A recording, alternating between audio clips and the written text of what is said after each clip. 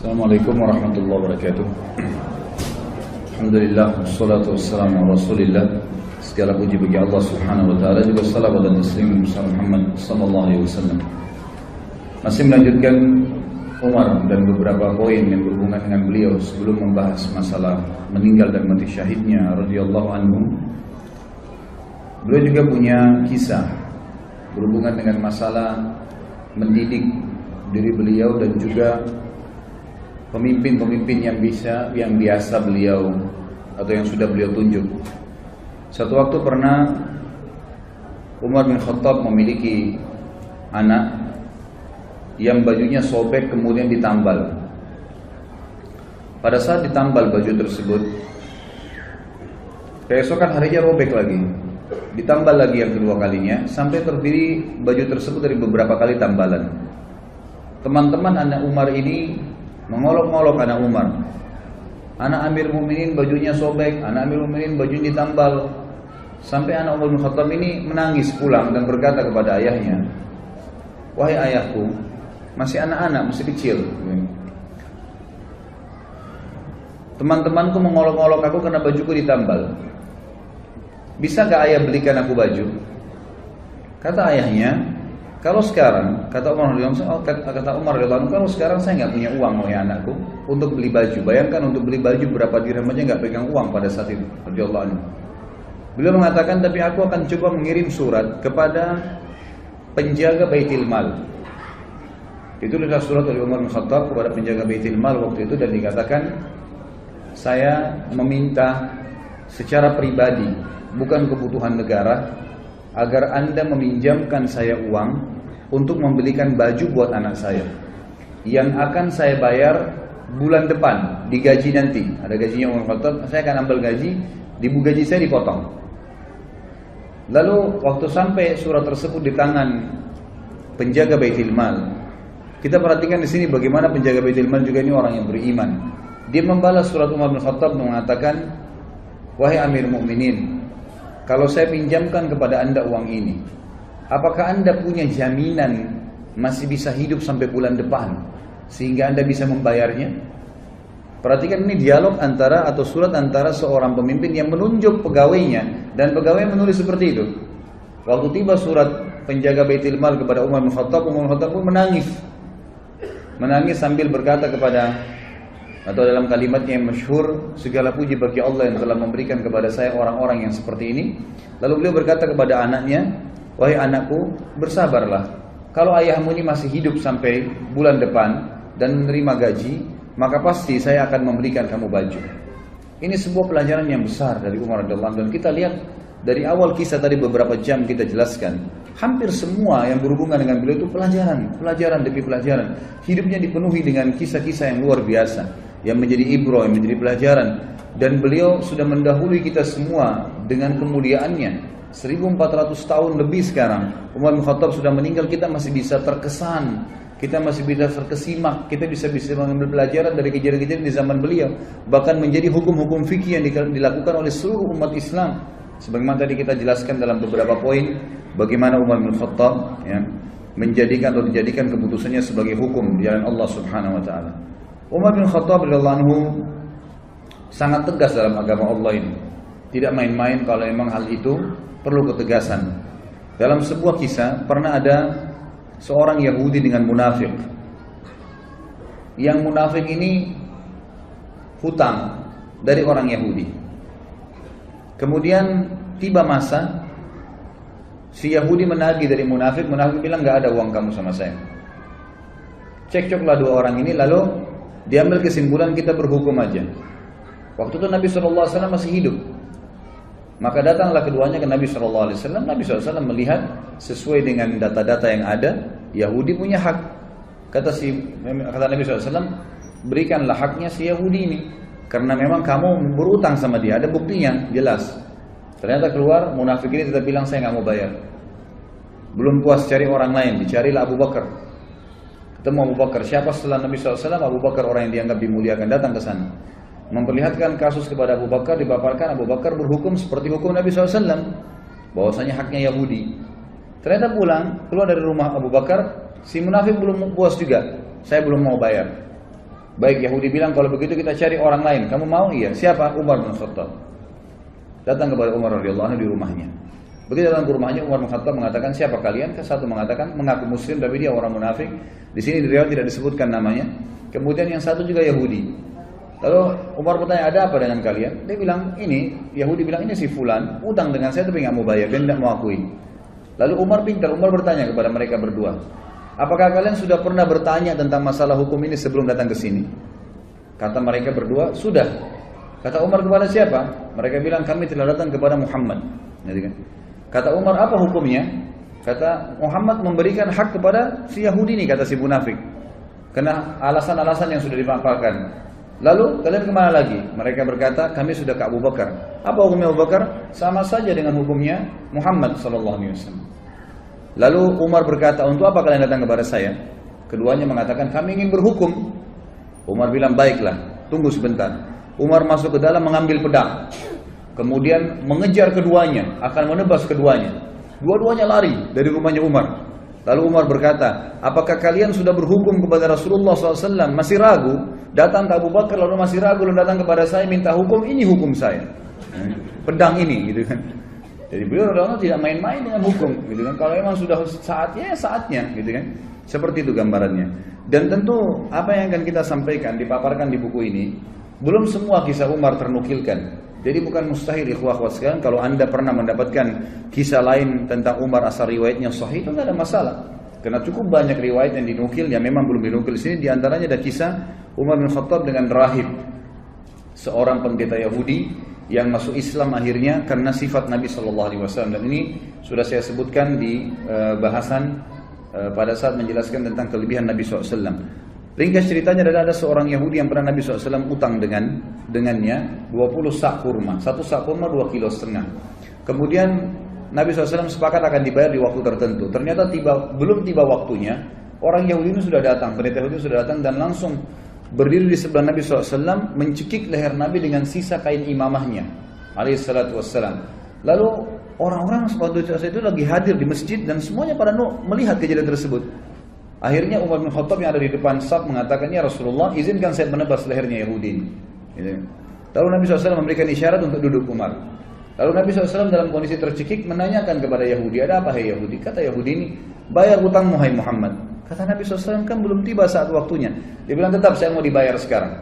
Maka Nabi SAW dalam kondisi duduk tercekik dan Yahudi ini berdiri menarik imamah beliau SAW, berkata kepada Umar, wahai Umar, pergilah ke Baitul Mal dan ambillah 20 sak kurma, bayarkan hutang saya dan tambah 20 sak lagi.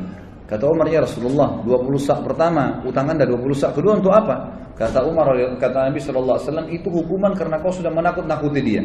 Kau tadi sudah mengancam akan menebas lehernya. Artinya Nabi SAW seakan-akan memberikan isyarat, kalau saya masih ada jangan ambil keputusan, gitu kan? Maka Umar pun pergi ke Baitul Mal, meninggalkan Yahudi ini. Yahudi jalan di belakangnya sambil marah dengan Yahudi ini. Tiba di Baitul Mal, Umar bin Khattab menyiapkan 20 sak kurma, diberikan kepada Yahudi itu. Waktu mau disiapkan 20 sak kedua, Yahudi ini bilang, enggak usah hai Umar. Kata Umar, kenapa? Dia bilang, Umar, apa kau tahu siapa saya? Kata Umar, saya enggak mau tahu siapa kamu. Dalam kondisi marah gitu kan. Langsung dia sebutkan namanya, saya Fulan bin Fulan. Namanya ini kebetulan nama salah satu pendeta Yahudi yang terkenal sudah lama masuk Islam. Kata Umar, saya tanya kamu atas nama Allah, apakah kau dia? Dia bilang, iya. Bukankah kau tahu itu adalah Rasulullah sallallahu alaihi wasallam? Kata dia, ya saya tahu. Lalu kenapa kau lakukan perbuatan tadi sementara kau tahu adalah Nabi Allah? Kata si Yahudi, hai Umar, apa kau kira saya gila? Saya datang ke masjid kalian, mencekik Nabi dan Raja kalian di hadapan kalian. Saya sudah siap mati pada saat itu. Karena saya ingin membuktikan satu hal dari Muhammad yang belum saya temukan padanya. Semua ciri kenabian, Nabi terakhir ada pada diri Muhammad. Semua sudah saya temukan. Fisiknya, tempat tinggalnya, nama-namanya, tinggal ada satu belum. Ghalaba hilmuhu ghadabuh. Emosinya dikalahkan dengan kasih sayangnya. Dan tadi tuh saya sengaja nagih sebelum waktu, saya sengaja cekik lehernya. Tujuannya untuk memancing emosinya. Ternyata memang kasih sayangnya mengalahkan emosinya. Dan sekarang saya mengucapkan Umar asyhadu an la ilaha illallah wa anna Muhammad Rasulullah. Ini syahadat orang tersebut di depan Umar radhiyallahu anhu. Ini diantara kisah yang belum dinukil tentunya.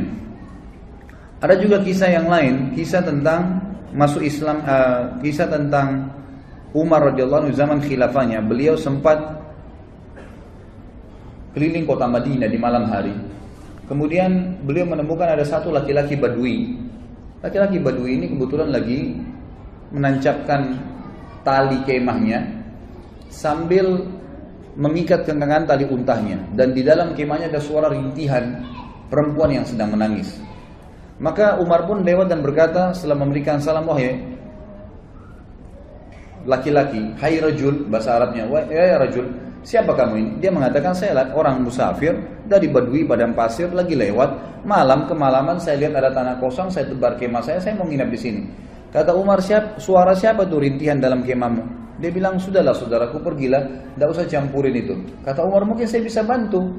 Kata orang itu suara istri saya yang mau melahirkan, ya, tapi tidak ada yang bantu. Saya nggak tahu bagaimana melahirkan perempuan, dan juga tidak ada wanita yang saya kenal di Madinah bisa minta bantuan, apalagi itu tengah malam. Dan sebagian ulama menukil kisah ini di tahun 23 Hijriah, tahun terakhir Umar radhiyallahu anhu hidup, dan juga ya, pada saat itu tengah malam, di awal malam, dan itu sekitar jam 12 malam gitu kan. Jam 11, jam 12 malam, yang orang waktu itu sudah tidur semua. Jadi ini Umar bin Khattab sedang mengontrol, mengawasi sendiri. Ringkas cerita adalah Umar bin Khattab lalu berkata kepadanya, maukah kau saya datangkan seorang wanita dari Madinah yang bisa membantu istrimu melahirkan? Dia bilang mau. Perlu jemaah tahu bahwasanya laki-laki Badui ini belum tahu kalau ini Umar bin Khattab, belum tahu kalau ini khalifah. Umar pun radhiyallahu anhu lalu pulang, dia tidak membangunkan ya, penasehat-penasehatnya, atau mungkin dokter, tabib, ya kalau kita zaman dulu dikatakan ya dengan istilah tabib, ya, atau orang yang bisa mengobatin, atau bidan mungkin perempuan yang bisa melahirkan. Tidak, dia pulang ke rumahnya, dia bangunkan istrinya. Yang waktu itu istrinya adalah Ummu Kalsum, anaknya Ali radhiyallahu anhu. Lalu berkata Umar bin Khattab, wahai cucunya Rasulullah, apakah kau mau mendapatkan pahala seorang wanita muslimah yang mau melahirkan malam hari nggak ada yang tolong? Ummu Kalsum radhiyallahu anha juga punya iman yang kuat, anaknya Ali radhiyallahu anhu, cucu Nabi SAW. Dia tidak mengatakan, wahai Amir Mu'minin, carilah wanita Ansar yang bisa melahirkan. Tidak, dia mengatakan dengan jelas dan tegas, tentu saja saya ingin dapat pahalanya. Kata Umar, siapkanlah persiapan, perlengkapanmu untuk melahirkan dan ikut sama saya. Maka jalanlah pada malam itu, saudaraku sekalian, dua orang, raja muslim dan ratunya. Tidak ada pengawal, tidak ada yang dampingin, dan tidak ada media yang akan mengekspos itu. Karena yang sedang dibantu seorang Badui yang cuma lewat, besok pagi mau pergi lagi.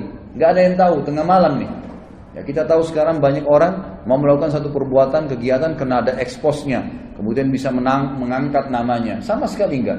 Jalanlah keduanya, tiba di kemah orang Badui tersebut. Ringkas ceritanya, kata Umar bin Khattab kepada istrinya, masuklah ke kemah dan selesaikan tugasmu.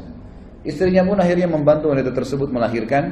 Gak lama kemudian, sementara menunggu, tentu Umar bin Khattab ngobrol sama orang Badui, dan orang Badui belum tahu kalau Umar bin Khattab, ngobrol-ngobrol aja seperti biasa. Lalu kemudian terdengar suara bayi dari dalam, dan Ummu Kalsum, istri Umar bin Khattab radhiyallahu anhum ajma'in, berkata, ya Amir Mukminin, wahai pemimpin orang yang beriman, gitu ya. Jadi ini, hai raja, beritahukan kepada laki-laki di sebelahmu kalau istrinya sudah melahirkan normal. Begitu mendengarkan kalimat Amir Mukminin, si Badui tadi dari tempat duduknya turun ke tanah, ketakutan, lalu berkata, apakah anda Amir Mukminin Umar bin Khattab? Umar bin Khattab mengatakan kepada dia, ala rizkika, tenang aja. Dia bilang, diulangi, apakah anda Amir Mukminin Umar bin Khattab? Kata Umar, iya, saya Amir Mukminin Umar bin Khattab, dan yang membantu tadi melahirkan istrimu itu adalah Ummu Kalsum, anaknya Ali bin Abi Thalib, cucunya Rasulullah SAW. Maka orang ini pun menangis pada saat itu dan berkata, Maha suci Allah yang telah mengaruniakan saya nikmat yang tidak terhingga malam ini, karena saya telah didepani duduk oleh raja ya, muslimin, dan istri saya telah dibantu melahirkan oleh ratu muslimin, dan anak saya disentuh pertama kali dengan kulit cucu Nabi SAW. Kita lihat bagaimana perilaku Umar bin Khattab yang luar biasa, gitu kan? Setiap perilakunya menjadi sebuah pelajaran. Kisah yang lain juga, Umar bin Khattab radhiyallahu anhu pernah satu malam jalan, kemudian menemukan ya, di luar kota Madinah tentunya ini. Ini kisah yang sahih adalah di luar kota Madinah. Kemudian dia lagi jalan dan dia temukan ternyata ada seorang wanita yang sedang duduk. Kemudian di sebelahnya ada 3 orang anak yang sedang menangis. Kemudian Umar bin Khattab pun datang sambil mengatakan, ya, Assalamualaikum wahai pemilik cahaya api itu. Lalu wanita itu menjawab. Setelah itu Umar mengatakan, apakah engkau mengizinkan aku mendekat? Kata wanita itu, mendekatlah tapi dengan sopan, kalau enggak pergilah. Kata Umar bin Khattab pada saat mendekat, ada apa? Wahai hamba Allah. Dia bilang, Dan kenapa anak-anakmu menangis? Dia bilang, saya sudah berapa hari nggak makan, anak saya kelaparan, butuh makanan. Terus apa yang kamu masak di panci? Yang saya masak di panci sebuah batu yang saya masukkan supaya anak-anak saya kira saya masak, dan ini sudah 3 hari berjalan. Sementara Amir Mukminin tidak perhatian kepada kami. Dia tidak tahu kalau ini Umar bin Khattab. Lalu Umar pun berkata kepada temannya, kalau tidak salah itu bersama dengan Ubay bin Ka'ab. Mereka berdua lalu menuju ke Baitul Mal, mengambil kebutuhan muslimin, dipikul. Kemudian Umar berkata, angkatlah ke pundakku. Kata Ubay, biar saya yang angkat Amir Mukminin. Kata Umar, angkat ke pundakku sampai 3 kali. Ubay terus mengatakan, biar saya Amir Mukminin. Kata Umar, apa kau ingin memikul dosaku pada hari kiamat?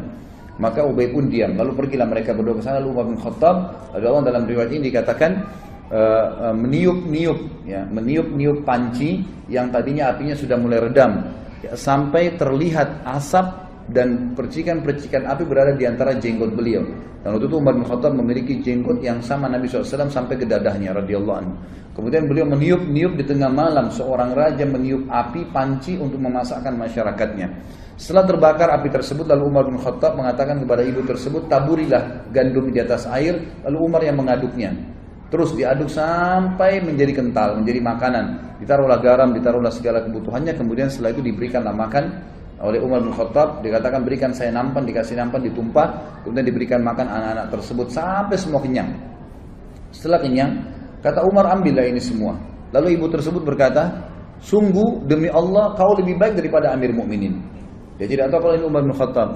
Kata Umar, janganlah berkata begitu wahai ibu. Kalau kau satu waktu bertemu dengan Amir Mukminin, kau pasti akan menemukan saya ada di sana, gitu kan? Hanya begitu saja. Lalu Umar bin Khattab memegang tangan Ubay, sama-sama keluar. Kata Ubay, waktu Umar bin Khattab, Amir Mukminin meninggalkan tempat tersebut, lalu dia menyelip di antara semak belukar seperti binatang buas yang sedang mengintai mangsanya.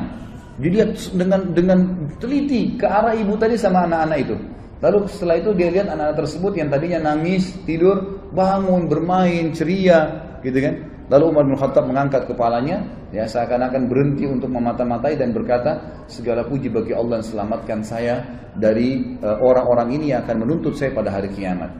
Perilaku yang sangat luar biasa dari seorang yang beriman kepada Allah Subhanahu wa ta'ala. Dan cukup banyak kisah yang berhubungan dengan hal-hal yang seperti ini.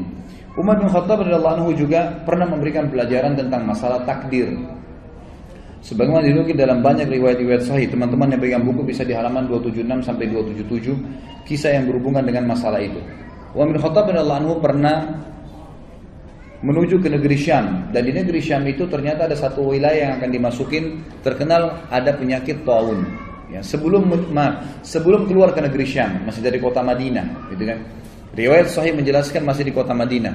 Lalu pada saat itu ada seorang panglima perang, Abu Ubaidah bin Jarrah radhiyallahu anhu, yang terkenal juga, salah satu yang terkenal, Amin Hadil Ummah, orang yang paling terpercayanya umat Islam, gitu kan. Waktu itu Umar bin Khattab mengatakan, waktu mau keluar, dikatakan negeri yang Anda mau pergi ini oleh sebagian sahabat ada penyakit taun. Taun itu penyakit yang memang Nabi SAW larang kita masuk ke sana kalau ada penyakit itu. Dan kalau kita sedang ada di satu lokasi yang ada penyakit itu, maka otomatis kita dilarang keluar. Ini khilaf di antara ulama tentang masalah bahasa Indonesia atau penyakit ini. Ada yang mengatakan kusta, ada yang mengatakan menyebutkan beberapa jenis penyakit, tapi saya tidak terlintas sekarang nama-namanya. Ringkas cerita adalah Umar bin Khattab mengatakan, kalau begitu kita urunkan niat dulu, jangan dulu pergi. Lalu Abu Ubaidah radhiyallahu anhu datang mengatakan, wahai Amir Mukminin, apakah Anda lari dari takdirnya Allah? Kata Umar bin Khattab, saya lari dari takdir Allah ke takdir Allah yang lain. Nah, jadi maksudnya di sini, selama masih berhubungan dengan perilaku seorang hamba, perilaku pilihan, makan atau tidak, minum atau tidak, tidur atau tidak, keluar atau tidak, semua itu adalah pilihan ikhtiar, gitu kan? Kalau kita mau keluar ternyata khawatir ada gelap, badai, hujan, panaskah, kita lalu memilih lebih di rumah, berarti kita sedang memilih takdir Allah yang lain. Itu maksud Umar radhiyallahu anhu, kan gitu. Maka Umar mengatakan, saya lari dari takdir Allah kepada takdir Allah yang lain. Lalu Umar berkata, wahai Abu Ubaidah, seandainya yang mengucapkan itu bukan kamu, artinya masa kamu yang bisa mengucapkan seperti itu sementara kamu ini adalah orang yang paling terkenal, gitu kan? Lalu akhirnya Umar bin Khattab pun membiarkan. Dalam riwayat yang lain Abu Ubaidah mengatakan, baiklah saya yang akan pergi ke sana. Maka dia pun berangkat. Umar bin Khattab sempat memeluk Abu Ubaidah, mengetahui ini pasti akhir hidupnya, gitu kan? Pergilah mereka pada saat itu. Yang dalam riwayat ini, tapi riwayat ini mengatakan Abu Ubaidah nggak jadi keluar, tetap aja di Madinah, dan akhirnya ditunggulah berita. Umar terus menyebarkan berita. Siapa yang punya berita tentang taun, penyakit taun dari Nabi SAW? Abdurrahman ibn Auf, sahabat Nabi yang lain radhiyallahu anhu, sempat waktu itu tersibukkan dengan beberapa kegiatan. Lalu pada saat dengar orang lagi ngumpul bersama Umar bin Khattab, dia pun datang lalu mengatakan, saya memiliki kabar dari Nabi SAW. Ya, dan ini riwayat disebutkan dalam riwayat Bukhari tentang kisah ini. Dia mengatakan, aku mendengarkan Nabi SAW bersabda, idza sami'tum bihi bi ardin fala tuqaddimu alaihi, wa idza waqa'a bi ardin wa antum biha fala takhruju firaran minhum. Jika kalian mendengarkan taun terjadi di satu daerah, maka kalian jangan ke sana. Dan jika kalian bila itu terjadi pada satu kaum, sedangkan kalian berada di dalamnya, maka kalian jangan keluar darinya atau menghindarinya. Maka Umar pun akhirnya bertahmid, mengatakan, alhamdulillah, segala puji bagi Allah yang telah membantu aku untuk mengambil keputusan yang tepat.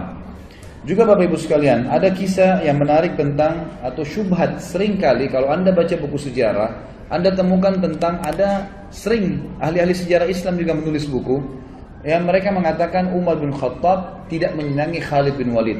Tidak menyenangi Khalid bin Walid. Terbukti Umar bin Khattab melenserkannya dari jabatannya sebagai pimpinan perang. Penulis buku ingin meluruskan masalah itu.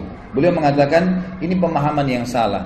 Umar bin Khattab mencopot Khalid bin Walid dari jabatannya bukan karena Umar membencinya. Ya, nanti akan beliau katakan bukti. Tetapi Umar bin Khattab sendiri menyebutkan dalam riwayat, ya ini disebutkan dalam Tarikh At-Tabari, ya, disebutkan oleh penulis buku menukil dari situ ya.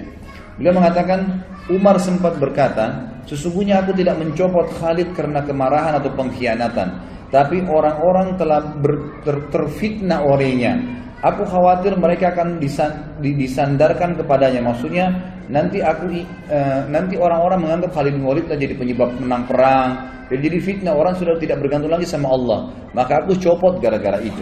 Dalam riwayat lain dijelaskan bahwasanya pernah terdengar oleh Umar bin Khattab Khalid bin Walid ini berkhianat. Beritanya begitu di harta rampasan perang. Lalu Umar bin Khattab dari Madinah mengutus Bilal. Perlu ikhwah dan akhwat sekalian tahu, teman-teman tahu, bahwasanya Khalid bin Walid ini dulu pimpinan, ya, tuan, sayyid di Mekah, gitu kan. Dan Bilal adalah seorang budaknya Umayyah bin Khalaf. Ya.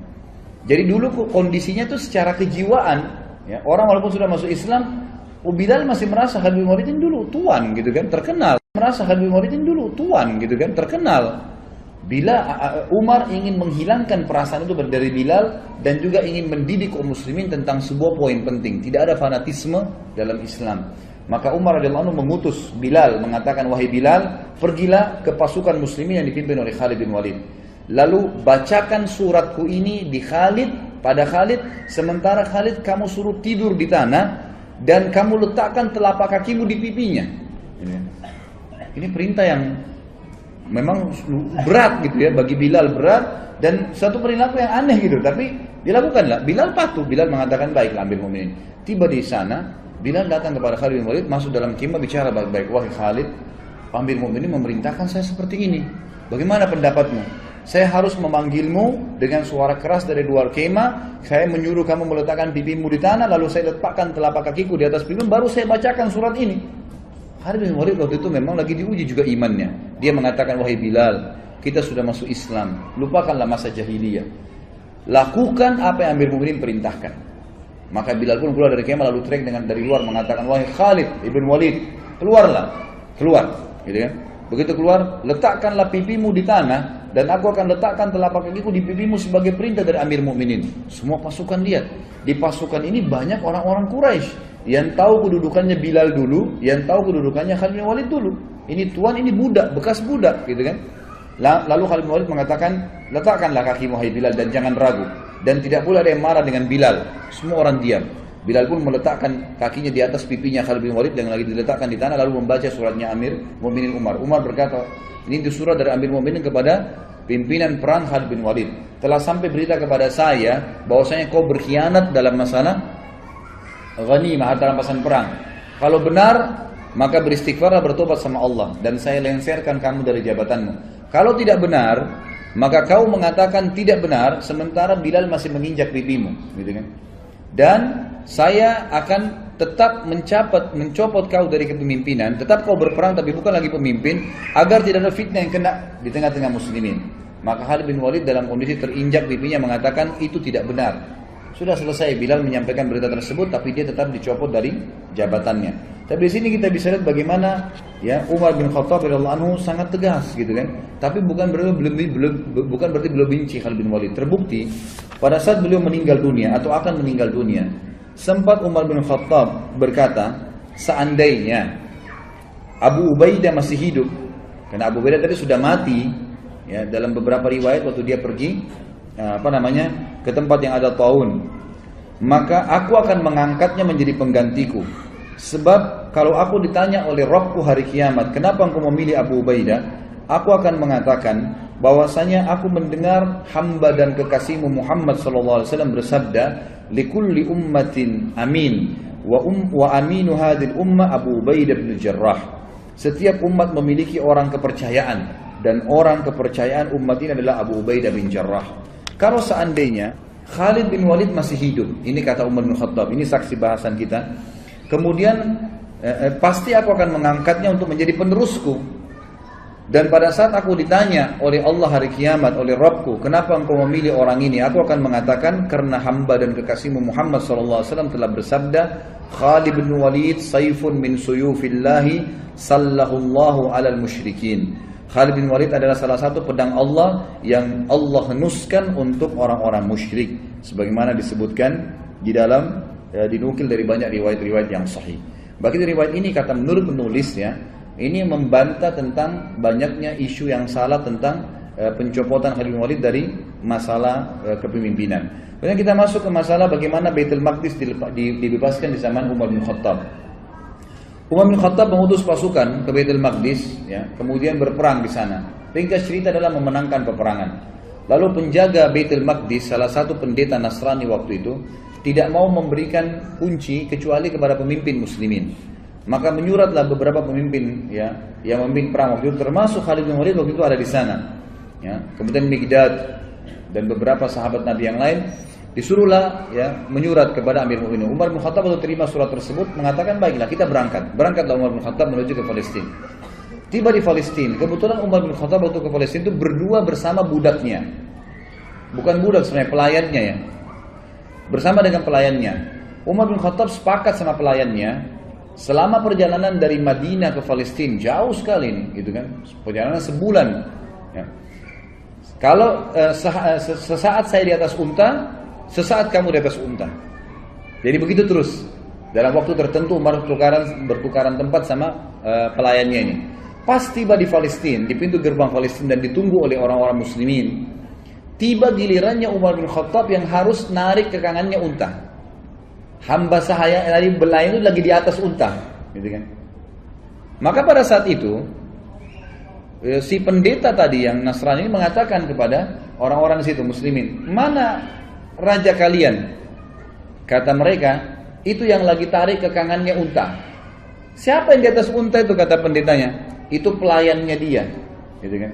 Lalu kata pendeta ini, orang inilah yang telah disebutkan dalam Injil akan menerima kunci Baitul Maqdis. Ternyata disebutkan dalam Injil, satu waktu nanti akan datang dibebaskan oleh seseorang yang adil dan dia akan bersama dengan pelayannya dan dia akan menarik ke kanan unta pelayannya. Sampai seperti itu.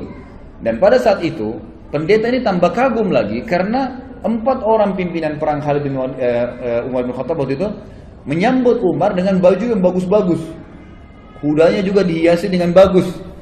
Waktu mereka mendekat, mau salaman sama Umar gitu kan, mau turun dari kudanya, Umar bilang jangan turun dulu. Dari mana kalian dapat pakaian-pakaian ini? Kata mereka, kami memakai ini Amir Mu'minin agar musuh-musuh Allah takut. Sama Umar diambil batu dilemparin. Semuanya dilemparin sama Umar, gitu kan? Kata Umar, baru saja Allah bukakan kalian sedikit wilayah, kalian sudah memakai baju-baju yang mewah, buka, disuruh ganti bajunya yang dulu, gitu kan? Sampai akhirnya mereka membuka bajunya. Pendeta itu pun akhirnya kaget melihat perilaku Umar bin Khattab. Gak ada raja di dunia seperti ini gitu. Nah ini diantara hal yang terjadi di Baitul Maqdis. Dan beliau sempat masuk di Baitul Maqdis. Kemudian beliau menanyakan kepada seorang rahib di situ pada saat itu bernama Ka'ab Al-Ahbar. Ya, dia kemudian menunjukkan Ya, menurut di riwayat ini dikatakan Umar bertanya padanya, di mana menurut riwayat dalam Injil pun ya, bahwasanya Nabi terakhir Muhammad SAW masuk di Baitul Maqdis dan mereka punya berita itu. Mereka mengatakan dari pintu ini. Maka Umar pun masuk di situ. Kemudian Umar bin Khattab mengerjakan sholat di situ. Ini termasuk. Kemudian pelajaran yang lain juga disebutkan oleh beliau adalah sikap yang diambil menjadi hukum pada saat terjadi Amu Ramada. Ramada ini masa peceklik, kering sekali Madinah. Ya, sampai Umar tadi mulai zuhud, lebih zuhud lagi, tidak makan kecuali nasi sama roti sama minyak, dan itu membuat kulitnya sampai jadi hitam. Tapi ada sebuah pelajaran. Waktu itu Umar bin Khattab mengumpulkan masyarakat Madinah, kemudian mengajak mereka sholat istisqa. Pada saat diajak sholat, ini riwayat Bukhari ya, pada saat diajak sholat istisqa, Umar bin Khattab memberikan pelajaran lagi kepada kita semua. Dia berkata dengan suara keras selesai sholat, mengatakan, ya Allah, dulu jika kami tertimpa kekeringan, maka kami bertawassul kepadamu dengan doa nabimu. Lalu engkau menurunkan hujan kepada kami. Sekarang nabi kami sudah mati, maka kami bertawassul kepadamu dengan doa pamannya, itu Abbas radhiyallahu anhu, maka berilah kepada kami hujan. Kemudian Umar meminta Abbas untuk berdoa kepada Allah Subhanahu wa taala. Lalu Abbas pun berkata, ya Allah, sebuah bencana telah menimpa, ya, sebuah bencana tidak menimpa kecuali karena adanya dosa. Ia tidak terangkat kecuali dengan taubat. Orang-orang memintaku menghadap kepadamu karena kedudukanku di sisi nabimu Muhammad SAW. Ini adalah tangan-tangan kami terangkat kepadamu dengan dosa-dosa. Sedangkan ubun-ubun kami kepadamu dengan taubat. Turunkanlah hujan buat kami. Maka tiba-tiba mendung dan turunlah hujan dengan lebat. Tapi ulama mengatakan dari riwayat ini diambil pelajaran besar, bahwasanya ya Umar bin Khattab ingin menitik beratkan tidak boleh lagi bertawassul dengan Nabi SAW sementara beliau sudah mati. Ya, seperti banyak orang sekarang bertawassul gitu kan dengan Nabi SAW. Kalau beliau masih hidup lain, tapi kalau sudah mati orang soleh, Nabi tidak boleh lagi dijadikan sebagai perantara. Allah alam, ini disebutkan dalam riwayat Bukhari dalam kitab Istisqa. Kemudian kita masuk ke masalah bagaimana berpisahnya dengan Umar radhiyallahu anhu, artinya kematian beliau, gitu kan. Ditulis oleh penulis ini dikatakan saatnya untuk berpisah. Ya. Umar bin Khattab sering kali berdoa, disebutkan dalam riwayat Bukhari. Beliau selalu mengatakan, Allahumma rzuqni syahadatan fi sabilik, waj'al mauti fi baladi rasulik, sallallahu alaihi wasallam. Beliau mengatakan, ya Allah, karuniakanlah kepadaku syahadah, mati syahid di jalanmu, dan jadikanlah kematianku di negeri Rasulmu. Ya, di Madinah maksudnya. Maka pada saat itu Hafsah berkata, wahai ayahku, bagaimana bisa Allah menyatukan keduanya? Anda ingin mati syahid, tapi mati syahidnya di kota Nabi. Sementara waktu itu Madinah menjadi ibu kota Islam yang sangat kuat, mustahil bisa diserang udah. Pasukan Islam sudah menyebar kemana-mana, Persia sudah runtuh, sebagian besar wilayah Romawi sudah runtuh, jauh sekali orang-orang kalau mau menyerang Madinah. Bukan seperti di zaman Nabi SAW yang masih dekat, orang Mekah, suku-suku Arab masih ada yang belum masuk Islam. Ini sudah habis semuanya gitu kan. Maka Umar mengatakan, ya'ti bihallah insya Allah akan datangkan kalau Allah mau. Ternyata betul, ya, beranjak daripada kisah ini, beranjak daripada doa ini, maka ada sebuah ya, kisah yang harus diketahui, bahwasanya Mughirah ibn Syu'bah radhiyallahu anhu, salah satu waktu itu gubernur yang ditunjuk oleh Umar bin Khattab di Irak, dalam sanad yang sahih, menulis surat kepada Umar bin Khattab mengatakan, wahai Amir Mukminin, saya memiliki seorang budak. Budak ini bernama Abu Lu'lu, gitu, orang Majusi. Orang ini mahir, bisa buat senjata, bisa buat pedang, bisa buat perisai, bisa buat macam-macam. Bahkan dia bisa membuat alat yang untuk mengalirkan air. Orangnya pintar sekali. Izinkanlah dia masuk ke Madinah, wahai Amir Mukminin. Waktu itu Umar bin Khattab tidak pernah mengizinkan orang-orang yang belum masuk Islam itu masuk ke Madinah. Kalau sudah masuk Islam lain. Kalau belum masuk, tentu Abu Lu'lu belum masuk Islam, gitu kan? Dimasukkan untuk membantu muslimin agar bermanfaat. Nah, Umar bin Khattab menolak awalnya. Kedua, Mughirah bin Syu'bah terus mendesak sampai akhirnya Umar bin Khattab izinkan. Waktu itu Mughirah bin Syu'bah meminta bayaran dari budaknya ini setiap hari kalau nggak salah 100 dirham pembayaran dari hasil kerjanya, gitu kan? Maka dia pun datang Abu Lu'lu kepada Umar mengatakan, wahai Amir Mukminin, ini Mughirah menyiksa saya. Banyak yang diminta 100 dirham, padahal 100 dirham kecil untuk hasil dia. Kata Umar, 100 dirham kecil dari pendapatan kamu yang kamu lakukan. Begitu banyak pendapatan yang didapatkan, bisa masuk sampai ribuan dirham dalam sehari. Maka itu kecil sekali. Dia pun akhirnya jengkel dengan Umar bin Khattab dan ini awal masalah. Maka dia pun akhirnya setiap kali ketemu Umar marah, kesannya kayak marah gitu. Ya, kenapa Umar bin Khattab tidak membela dia? Lalu satu waktu Umar lagi lewat dan berkata, apa yang kamu lakukan? Dia mengatakan, saya sedang mempersiapkan sesuatu, wahai Amir Mu'minin, untuk anda yang umat Islam tidak akan lupakan, gitu kan? Orang-orang tidak paham waktu itu. Lalu Umar bin Khattab berkata kepada orang sekitarnya, kayaknya hamba saya ini sedang mengancam saya. Dia berusaha untuk membunuh saya. Akhirnya dia membuat pisau khusus yang sangat kuat dan bermata dua. Dia pun akhirnya pada saat Umar bin Khattab masuk ke masjid, waktu itu menjelang sholat duhur, dan dia pun menyelip masuk di saf, dan baru saja Umar bin Khattab takbir sudah ditusuk oleh Abu Lu'lu'. Begitu ditusuk, orang-orang tidak tahu, terutama di sisi kanan kiri masjid, tidak ada yang tahu. Yang tahu cuma di belakang ya Umar bin Khattab, dan itu adalah Abu Musa al-Ash'ari radhiyallahu majma'in. Lalu kemudian Umar bin Khattab tertusuk dan sempat terdengar suara mengatakan, Umar mengatakan, aku telah dibunuh oleh anjingnya Majus, maksudnya si Abu Lu'lu' itu. Lalu Umar bin Khattab jatuh dan Abu Musa yang mendekati Umar, lalu Umar memegang tangannya sambil berkata, ya lanjutkanlah sholat wahai Abu Musa, jadi imamlah kamu. Kemudian Abu Lu'lu' ini karena panik dan di sekitar Umar yang di saf-saf yang dekat tahu kalau dia sedang menusuk, maka dia berusaha menusuk semua orang yang di sekitar dia sampai dia melukai 13 orang.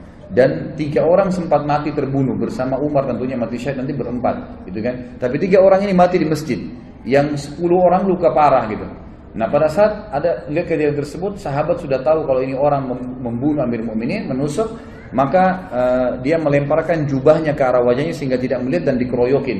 Pada saat itu dia tahu dia akan mati, lalu dia mengambil pisau tersebut dan menusukkan ke lehernya sendiri.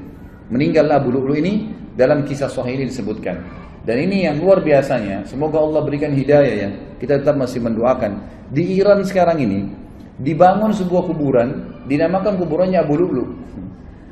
Ya, dan dianggap Abu Lu'lu' seorang pahlawan orang-orang Syiah itu karena berhasil membunuh Umar bin Khattab radhiyallahu anhu. Ini luar biasa. Ya, pembunuh Amir Mu'minin yang terkenal dengan kesolehannya, jaminan surga dari Nabi SAW, berapa banyak hadis yang kita sebutkan. Lalu mereka bangga dan pernah saya punya cuplikannya dalam bahasa Arab. Mereka melantunkan bahasa Arab, orang-orang Persia itu mengatakan artinya begini, ya Allah bangkitkanlah kami bersama pejuang Abu Lu'lu' di hari kiamat, naudzubillah. Berarti termasuk bersama-sama di neraka gitu, karena berhasil membunuh Umar yang mereka anggap orang kafir. Ini berbahaya sekali, subhanallah gitu. Jadi begitu kisahnya.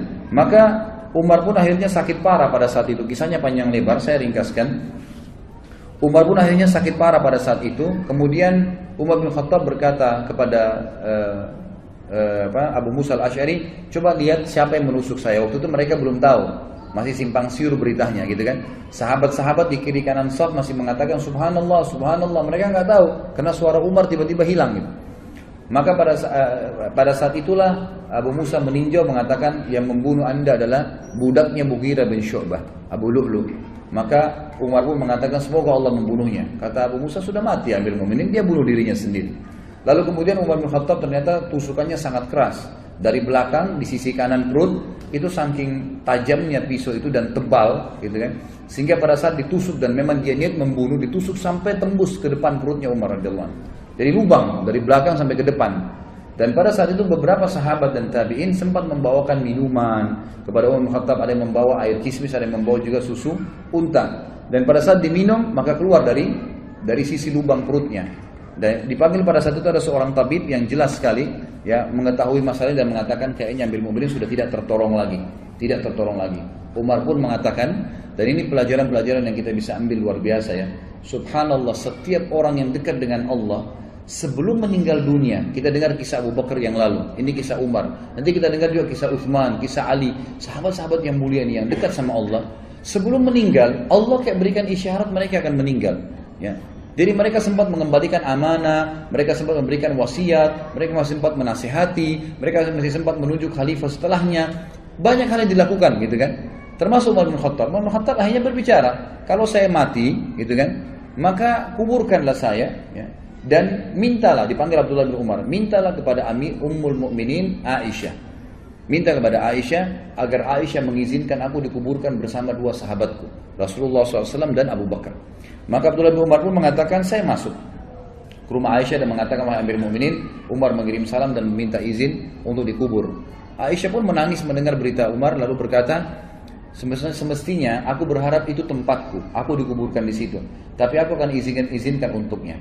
Waktu kembali Abdullah bin Umar kepada ayahnya Umar bin Khattab radhiyallahu anhu majma'in, Umar berkata waktu disampaikan, apa beritamu? Abdullah bin Umar mengatakan, Ummul Mukminin mengizinkan. Kata Umar, segala puji bagi Allah yang menerima doa ini. Tapi pada saat saya sudah jadi jenazah, jadi sudah tahu kalau mau mati. Sebelum saya dimasukkan ke dalam rumah Aisyah, tetap minta izin dulu. Kalau Aisyah mengizinkan Ummul Mukminin, kuburkan saya bersama Abu Bakar dan Rasulullah SAW. Tapi kalau tidak, kuburkan saya di pemakaman kaum muslimin umumnya. Gitu kan? Begitu penyampaiannya. Pada saat Umar bin Khattab lagi sakit keras, ada beberapa kejadian penting yang kita bisa ambil pelajaran juga. Yang pertama adalah, sempat Umar bin Khattab pingsan. Waktu itu di sebelah Umar yang paling dekat adalah Abbas, paman Nabi SAW radhiyallahu anhu, dan juga Ali bin Abi Thalib yang waktu itu mertuanya Umar bin Khattab, dan juga sahabat dekatnya Umar bin Khattab radhiyallahu anhu. Dan ini pelajaran besar sekali yang kita bisa ambil.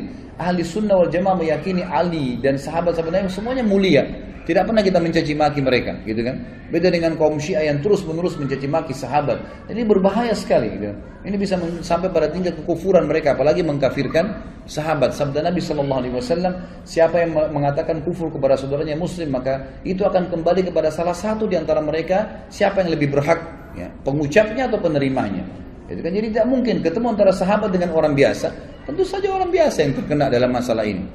Ali berkata, ya, pada saat itu Umar pingsan. Terdengar azan. Lalu Abbas berkata, bagaimana nih kepada Ali? Amir Mu'minin lagi pingsan. Kata Ali, ada rahasianya. Lalu Ali pun mendekati kuping Umar sambil berkata, As-salat ya Amiral Mu'minin. As-salat ya Amiral Mu'minin. 3 kali. As-salat ya Amiral Mu'minin. 3 kali ucapin. Salat wahai Amir Mu'minin. 3 kali. Tiba-tiba Umar yang kondisi pingsan, perutnya ini lubang dari belakang ke depan, ya, terbangun lalu mengatakan, iya, tidak ada Islam bagi orang yang tidak sholat. Sholat membangunkan dari pingsan, subhanallah. Ya. Kita kadang-kadang hanya kena tidur malam, sudah lama tidurnya, ranjangnya enak, gak bisa bangun dengan azan. Kupingnya dikincingi sama setan, gitu kan. Tapi kalau ini enggak, radhiyallahu anhu, bangun dalam kondisi pingsan bisa bangun hanya dengan mendengar sholat, karena kuatnya imannya. Lalu dalam riwayat lain juga dikatakan Umar bin Khattab sempat tertidur, pingsan, tidak dibangunkan pada saat itu sampai menjelang mau terbit matahari. Lalu Umar bangun. Kata Umar, apakah orang-orang sudah sholat subuh? Kata mereka, sudah Amir Mu'minin. Lalu Umar mengatakan, iya. Tidak ada, ya, bagian yang boleh dihormatin, diberikan jabatan di dalam Islam bagi seseorang yang tidak sholat. Ya, maka terjadilah pada saat itu Umar bin Khattab pun sholat subuh sendirian sambil duduk. Ini riwayat yang pertama. Riwayat yang kedua, pada saat beliau sakit keras, maka datanglah orang-orang yang mendoakan, mengatakan Amir Mu'minin, anda adalah utusan, anda adalah pendamping Rasulullah SAW, anda adalah ini. Dipuji-pujilah Umar bin Khattab, selalu menepis, jangan katakan itu, terus begitu. Sampai ada seorang anak laki-laki berkata, wahai Amir Mu'minin, bergembiralah dengan berita gembira dari Allah kepadamu, persahabatanmu dengan Rasulullah SAW, itu sudah satu nilai. Perjuanganmu, ya, perjuanganmu dalam Islam yang telah engkau ketahui. Kemudian engkau memimpin dengan adil, kemudian engkau meraih syahadah, mati syahid sekarang. Lalu Umar menjawab, aku berharap semua itu tidak ada sangkutannya denganku. Artinya jangan sampai aku merasa bangga dengan itu. Lalu, ya, untuknya beliau mengatakan, dan akhirnya aku lepas dari tanggung jawabku, atau aku akhirnya tetap bertanggung jawab dengan dosa-dosa yang aku lakukan. Lalu pada saat anak muda itu mau keluar, ternyata anak muda ini bajunya menutupi mata kakinya. Dan ini riwayat jarang sekali disebutkan. Sebenarnya riwayat ini riwayat sahih, ya, yang menyebutkan tentang dilarangnya laki-laki untuk isbal, menutup mata kakinya dengan celananya, dengan pakaiannya. Ini masuk dalam bab isbal sebenarnya. Lalu Umar melihat ternyata sarungnya, pakaiannya laki-laki anak muda itu menyentuh tanah, menutup mata kakinya. Lalu Umar berkata, panggil anak muda itu ke sini. Dipanggil kembali. Lalu Umar dalam kondisi sudah mau meninggal, lemah, masih bisa menasihatin orang lain. Apa yang dia katakan? Ya ibna akhi, irfa' thawbak, fa innahu abqa li thawbik wa atqa li rabbik. Wahai keponakanku, ya, biasanya orang dalam agama kita ini, kalau ada seseorang anak muslim lebih muda, ya, kita bisa mengatakan wahai anak saudaraku. Ya, kalau kita biasa mengatakan keponakan, karena ayahnya kan saudara kita dalam Islam. Ya, biasa dikatakan gitu, ya ibna akhi, gitu kan. Angkatlah pakaianmu, karena itu akan lebih awet bagi pakaianmu, tidak mudah kotor, ya, tidak bisa menjatuhkan kamu, karena kalau panjang bisa menjatuhkan, bisa keinjak dan seterusnya. Dan itu lebih bertakwa kepada Rabbmu. Kemudian Ibnu Abbas berkata, aku berkata kepada Umar, bergembiralah, engkau akan meraih surga. Sungguh engkau telah menyertai Rasulullah dalam waktu yang lama. Engkau memegang urusan orang-orang beriman. Engkau bersikap tegas dalam menunaikan amanah. Umar berkata, adapun berita gembira surga yang engkau katakan kepadaku, demi Allah, seandainya aku mempunyai dunia dengan segala isinya, niscaya aku akan menjadikannya sebagai tebusan untuk menghadapi ketakutan besar yang ada di hadapanku sebelum aku mengetahui berita itu. Maksudnya, aku akan, ya, belum bisa aku mengatakan itulah pegangan, itu jadikan pegangan surga itu, walaupun sudah dijamin oleh Nabi SAW. Kalau seandainya aku punya dunia dan seluruh isinya, aku akan jadikan sebagai tebusan agar bisa mendapatkan surga itu. Adapun ucapanmu bahwasanya aku telah memegang urusan umat Islam, demi Allah aku berharap bahwa hal itu tidak ada sambutannya denganku. Untung ruginya tidak ada hubungannya denganku. Adapun yang engkau katakan bahwa aku telah menyertai Nabi SAW, maka hal tersebut benar. Hal tersebut benar. Ini diriwayatkan oleh Imam Ahmad dalam musnadnya. Kemudian Imam Az-Zahabi juga mengatakan, Ibnu Umar berkata radhiyallahu anhum ajmain, kepala Umar berada di pangkuanku pada saat beliau sedang tertusuk, ya. Lalu ia berkata, letakkan pipiku di tanah, kata Umar. Lalu aku meletakkannya, kata Abdullah bin Umar radhiyallahu anhu ajmain. Dia berkata, celaka bagiku dan celaka bagi ibuku jika Rabbku tidak merahmatiku. Artinya betul-betul kecelakaan, ya, luar biasa kalau sampai aku tidak, ya, diampuni oleh Allah Subhanahu wa taala. Lalu beliau sempat sebelum meninggal juga memberikan wasiat kepada, beliau mengatakan, aku berwasiat kepada khalifah yang datang setelahku, berbuat baik kepada muhajirin angkatan pertama, karena mereka lah orang-orang yang telah masuk Islam di awal, ya, dan memberikan hak-hak mereka, menghormati mereka. Yang kedua, aku berwasiat kepada orang-orang Ansar yang telah memperjuangkan dan menjual seluruh harta dan jiwa mereka untuk agama. Lalu berbuat baiklah kepada rakyat-rakyat di kota-kota dan di desa-desa, karena mereka adalah pejuang-pejuang Islam. Berbuat baiklah kepada orang-orang Badui, karena mereka adalah orang-orang asli muasal orang Arab dan penopang Islam. Serta aku juga mewasiatkan berbuat baik kepada zimmah, ahli zimmah, orang-orang kafir yang di bawah naungan pemerintahan Islam, karena, ya, hak mereka harus dipenuhi sebagaimana Nabi SAW perintahkan. Ada beberapa pujian sahabat-sahabat, ya, yang kita akan sebutkan poin-poinnya sebelum disebutkan kematian beliau radhiyallahu anhu kepada Umar bin Khattab, dan ini pada saat menjelang Umar bin Khattab sakarat dan meninggal dunia, dan beliau meninggal disebutkan dalam banyak athar sangat muda. Tiba-tiba saja beliau setelah memberikan wasiat tadi tentang khalifah setelahnya, lalu beliau menutupkan mata dan beliau meninggal dunia seketika pada saat itu. Tidak ada sesuatu yang melihat itu berat, susah, nggak ada seperti itu. Lalu pada saat itulah puji-pujian harum dari para sahabat datang kepada beliau. Jadi semenjak mereka lihat Umar sudah mulai melemah, sudah mulai ada puji-pujian yang keluar sampai beliau, ya, dimakamkan. Yang pertama, Abu Wail menyebutkan rahimahullah berkata, Abdullah bin Mas'ud radhiyallahu anhu datang kepada kami, dia menyampaikan berita kematian Umar kepada kami. Aku tidak melihat hari yang banyak tangisan dan kesedihan daripada hari itu. Kemudian Abdullah berkata, demi Allah, jika aku tahu bahwasanya Umar menyukai anjing, niscaya aku akan menyukainya. Maksudnya saking fanatiknya dengan Umar dan pendapatnya radhiyallahu anhum ajmain. Umar bin Khattab selalu benar, dan ini disebutkan, ya, dinukil 195 dalam buku Ar-Riyadun Nadhirah, ya. Kemudian Hudzaifah juga berkata, ini kisah atau ungkapan yang kedua, bahwa dia berkata pada hari kematian Umar, pada hari ini kaum muslimin meninggalkan sebuah sisi pagar Islam, artinya kehilangan pagar benteng mereka. Abdullah bin Abbas juga berkata, Hudzaifah juga berkata di statement yang lain, Islam pada zaman Umar seperti seorang laki-laki yang melangkah maju. Dia tidak bertambah kecuali dekat. Tetapi ketika Umar terbunuh, maka seorang laki-laki itu seperti mundur. Artinya, waktu Umar datang, Islam terus maju, mengekspansi sampai kemanapun, dikenal oleh orang. Waktu Umar meninggal, seakan-akan Islam yang berbentuk seperti orang itu mundur, gitu kan? Seakan-akan mundur. Jadi tidak ada lagi yang bisa mengikuti langkah-langkah Umar. Abdullah bin Abbas berkata dalam kisah yang lain atau pendapat beliau, ditanya kepada beliau, apa pendapat anda tentang Umar? Abdullah bin Abbas radhiyallahu anhu berkata, semoga Allah merahmati Abu Hafs, maksudnya Umar. Hafs ini anak pertamanya Umar, laki-laki.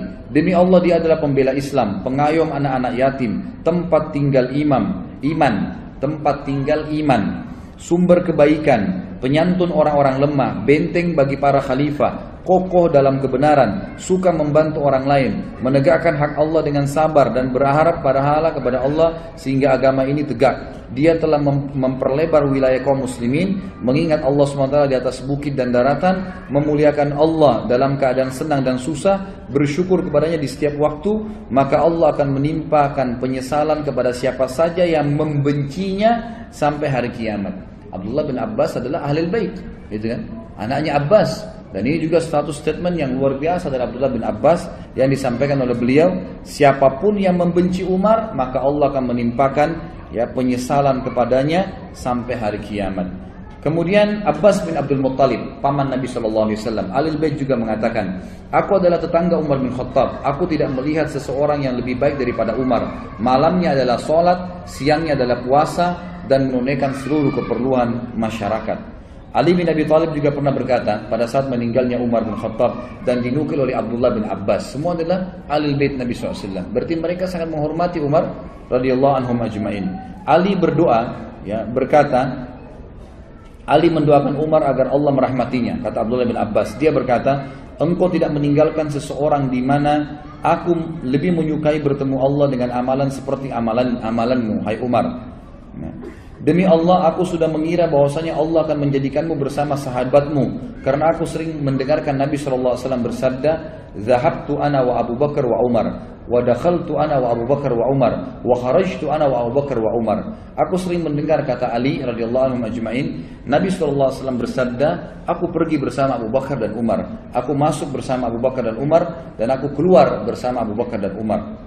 Jadi ini jelas statement Ali radhiyallahu anhu mengatakan wajar kalau kamu dikubur bersama Nabi SAW dan Abu Bakar. Abdullah bin Abbas juga berkata, perbanyaklah mengingat Umar, karena jika kalian mengingatnya, niscaya kalian akan mengingat keadilan. Jika kalian mengingat keadilan, niscaya kalian akan mengingat Allah tabaraka wa ta'ala. Jadi ini statement yang sangat luar biasa. Dan seperti kita tahu ikhwan dan akhwat sekalian, sampai sekarang subhanallah, kita pada saat dari tadi kita mengisahkan Umar, saya yakin berapa persen pun itu jumlahnya, ya kalau memang Allah mudahkan sampai full, alhamdulillah, bisa semaksimal mungkin 90-100% kita bisa mengambil pelajaran, sangat baik. Berapa persen pun tadi waktu kita dengarkan kisahnya, yang terlintas adalah seorang sosok yang sangat kuat, tegar, dari orang yang tidak baik menjadi orang yang sangat baik, dari orang yang akhirnya orang yang jadi pemimpin dan menjadi orang yang sangat adil dalam pemimpinannya, orang yang sangat berani, orang yang sangat sayang dengan masyarakatnya, orang yang sangat zuhud, orang yang sangat wara. Banyak sekali kelebihan beliau radhiyallahu anhu. Dan dengan membaca kisah beliau, kita akan bertambah iman. Baru membaca kisahnya, bagaimana dengan dia sendiri yang sudah hidup pada masa itu radhiyallahu anhu. Dan saya tutup ikhwas sekalian, ini tentu tambahan kisah saja. Ini setelah Umar bin Khattab meninggal lalu dikuburkan. Sebelum beliau meninggal, beliau sempat dikatakan oleh beberapa sahabat, tunjuklah wahai Amir Mu'minin siapa yang akan menggantikan anda. Kata Umar radhiyallahu anhu, saya tidak berani menunjuk siapapun kecuali saya harus mengumpulkan 6 orang yang tersisa dari ahli, dari orang yang dijamin masuk surga. Maka kumpulkanlah pada saat itu ada Utsman, Ali, Talha, Zubair, Abdurrahman ibn Auf dan Sa'ad. Dikumpullah 6 orang ini. Lalu kata Umar radhiyallahu anhu, kumpullah mereka ini. Lalu Umar memanggil mereka ke dalam rumahnya Umar. Lalu Umar berkata, ini ada kamar saya. Ini kamar sering saya gunakan untuk kebutuhan muslimin. Berkumpullah kalian di dalam kamar ini dan musyawarahlah agar ada orang di antara kalian yang bisa menggantikan saya setelah saya meninggal. Dan ingat, wahai Abdurrahman, kau jadi pimpinannya. Jangan keluar dari ruangan ini kecuali sudah ada satu khalifah. Kalau enggak, kalian berenam saya penggal lehernya. Umar bin Khattab nunggu depan kamar itu dalam kondisi beliau luka parah nih, gitu kan? Lalu masuklah 6 orang itu bermusyawarah dalam. Di dalam ini subhanallah, ke-6 sahabat ini saling memuji. Yang satu memuji fadilah yang satunya. Rasulullah SAW bersabda tentang kamu begini, tentang kamu begini. Utsman memuji Ali, Ali memuji Talha, Talha memuji Zubair, terus begitu. Sampai hadis-hadis banyak disebutkan tentang fadilah masing-masing. Terakhir terkerucut dari 6 orang, 2 orang, Utsman dan Ali. Dan akhirnya Utsman bin Affan unggul dengan 2 buah hadis.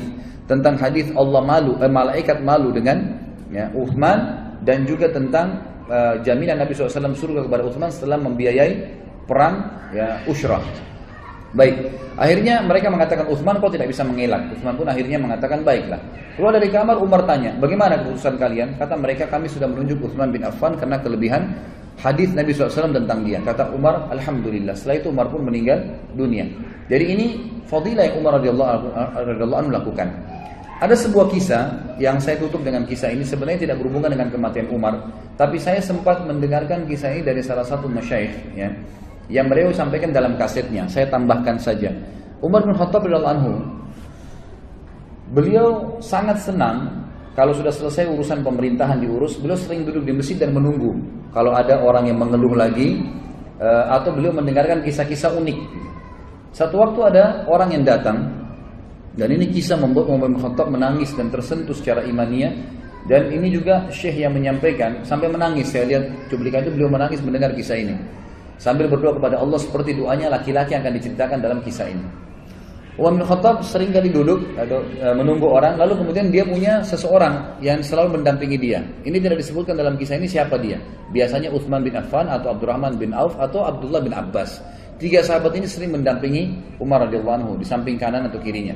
Lalu masuklah 2 orang dalam masjid waktu itu, kembar, persis sama, bajunya sama, ya. Semua penampilannya sama, rambutnya, alisnya, kulitnya, tinggi badannya, paras wajah, poster tubuh sama semua, nggak ada bedanya. Seperti orang kembar gitu. Tapi kembarnya ini luar biasa uniknya gitu. Semua sama.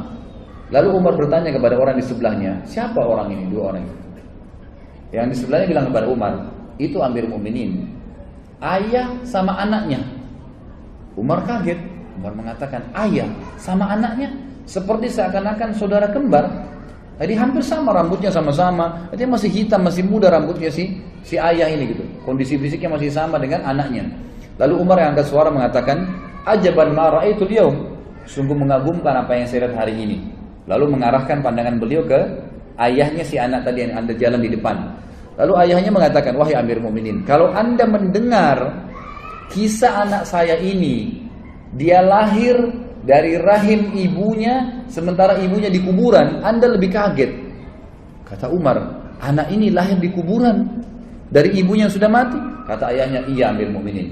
Begini ceritanya. Umar bilang, ceritakan saya rahimakallah, semoga Allah merahmatimu. Dia bilang, begini cerita Amir Mukminin. Saya waktu ibunya anak ini masih hidup di Madinah, masyarakat Madinah, orang-orang dari Ansar ini. Dia bilang, saya waktu ibunya masih hidup anak ini, sempat waktu hamil pertama, anaknya cuma 1. Lagi hamil 3 bulan, ya. Saya kemudian punya hajat, ingin keluar dari kota Madinah, ingin pergi. Dan zaman dulu orang kalau mengadakan perjalanan jemaah sekalian itu menganggap dirinya sudah bisa kembali, bisa enggak. Karena kalau perjalanan bisa dirampok tengah jalan, bisa mati, bisa enggak kembali. Sekarang masih ada, mungkin bisa beli tiket pulang pergi, atau kalau meninggal ada informasi yang sampai ke keluarganya. Zaman dulu enggak. Maka orang kalau sudah pamit mau pergi jihad, mau pergi bisnis, maka itu dianggap oleh keluarganya sudah meninggal. Dia bilang, istri saya pun melarang saya, meminta jangan pergi, ya. Padahal ini saya sudah harus pergi. Maka saya pun mengetahui kalau istri saya ragu karena masalah anaknya. Lalu saya memegang perut istri saya sambil mengatakan, ya Allah, saya mengamanahkan anakku yang ada di rahim atau di perut istriku ini. Jagalah ya Allah. Lalu dia bilang, saya pun pergi. Setelah saya pergi, saya kembali 6 atau 7 bulan setelah itu. Jadi pas waktu melahirkan istrinya dia balik. Pada saat saya tiba di rumah saya waktu maghrib, kemudian saya coba ke rumah saya, tidak ada orang. Saya kemudian mendatangi kerabat-kerabat saya terdekat yang ada di Masjid Nabi. Saya tanyakan mana istri saya, mereka bilang istrimu sudah meninggal 2 minggu yang lalu. Sudah meninggal 2 minggu yang lalu. Maka saya pun ya sholat isya, dan saya setelah isya mau pulang ke rumah saya dan mengunjungi beberapa kerabat istri saya untuk menyampaikan takziahnya, gitu kan. Kemudian saya lewatin Baqi dan saya bilang pada teman-teman saya dan kerabat saya, mana kuburan istri saya? Ditunjuklah. Dia bilang, begitu saya lewat dekat kuburan istri saya, di atas kuburan istri saya ada asap keluar. Asap, banyak sekali asap itu. Lalu kemudian saya bilang, apa ini? Kata keluarganya dan teman-temannya, ini terjadi dari semenjak kami masukkan istrimu di kuburan 2 minggu lalu. Setiap hari keluar asap. Setiap hari, kami juga nggak tahu apa. Kata suaminya apa? Demi Allah, saya tidak tahu dari istri saya ini kecuali kebaikan. Orangnya baik sekali, patuh pada suami, sholatnya terjaga, puasanya terjaga. Nggak mungkin ini keburukan, pasti Allah tunjukkan kebaikan. Dia bilang, lalu tergeraklah hati saya dari Mukminin untuk menggali kuburan istri saya. Waktu saya gali, saya temukan anak saya ini berada di bawah rahim istri saya yang sudah mati. Gitu kan? Ada di situ, hidup. Dan terdengar suara, dia bilang, saya tidak tahu dari mana yang berbunyi, wahai fulan, dipanggil namanya orang ini, wahai fulan, ambillah anakmu yang kau telah jadikan amanah di tangan Allah Subhanahu wa taala. Sampai Amirul Mukminin menangis. Umar dan orang ini menangis sambil berkata, wahai Amirul Mukminin, demi Allah, saya sangat yakin kalau seandainya waktu itu saya juga memegang pundak istri saya dan saya katakan, ya Allah, saya amanahkan istri saya. Saya pegang tembok rumah saya dan saya katakan, saya amanahkan tembok rumah ini, ya Allah, maka saya yakin istri saya masih Allah panjangkan umurnya. Tapi ya Amirul Mukminin, saya cuma mendoakan anak saya dan inilah anak saya yang Anda anggap unik tadi itu. Maka ini pelajaran juga besar. Bagaimana kita bisa ambil bahwasanya orang melibatkan Allah Azza wa Jalla dalam segala kehidupannya, gitu kan? Nah, ini sangat bermanfaat. Selalu berdoa, ya Allah, saya mengamanahkan istri saya, anak saya, diri saya, harta saya, ilmu saya, apa yang saya miliki kepadamu ya Allah. Maka Allah SWT akan menjaganya dengan izin Allah Subhanahu wa taala. Mudah-mudahan apa yang kita bahas tentang Umar Al-Faruq radhiyallahu anhu ini bermanfaat buat kita dan Allah memberkahi majelis kita ini dan Allah Subhanahu wa taala menjadikan